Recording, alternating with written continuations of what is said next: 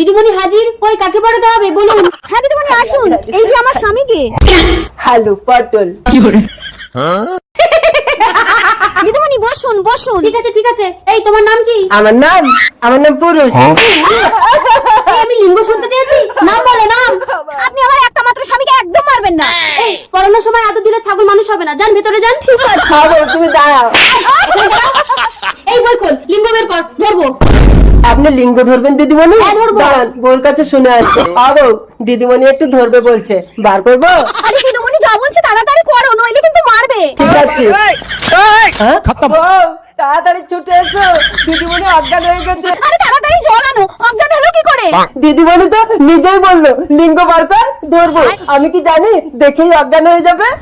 আরে তুমি কি লিঙ্গ বার করেছো? এই তো বইতে লিঙ্গ রয়েছে, তুমি বার করবে। ও, ওই লিঙ্গ বার করতে বলেছিল, আমি তো পুরুষ লিঙ্গ বার করেছিলাম।